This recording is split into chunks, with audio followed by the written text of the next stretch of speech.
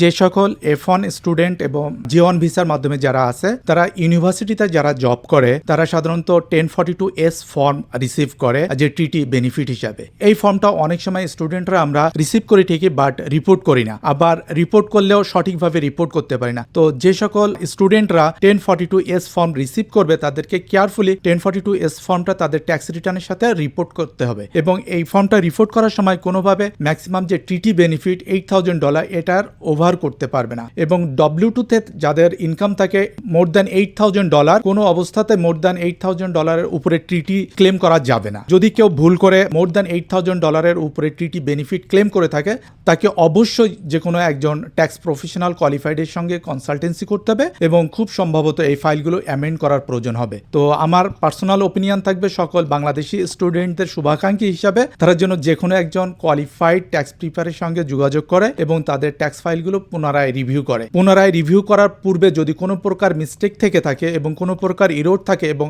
IRS থেকে অডিটের সম্মুখীন হয় এবং অথবা আইআরএস এর লেটার অলরেডি রিসিভ করে থাকে, তাহলে তারা ইন লং টার্মে major long term IRS rules ভায়োলেশনের এগেনস্টে লং টার্ম একটা ডিফিকাল্টি সিচুয়েশন ফেস করতে হবে। যদি কারো সন্দেহ থাকে যে কোনো প্রকার ট্যাক্স ফাইলে তারা মিস রিপোর্টিং করছে, মিস ইনকাম রিপোর্ট করছে, মিস ডিডাকশন ক্লেম করছে, তাহলে অবশ্যই তারা যেন কোনো প্রকার লেট না করে যে কোনো একজন কোয়ালিফাইডের সঙ্গে ডিসকাস করে নেয় বিষয়টা।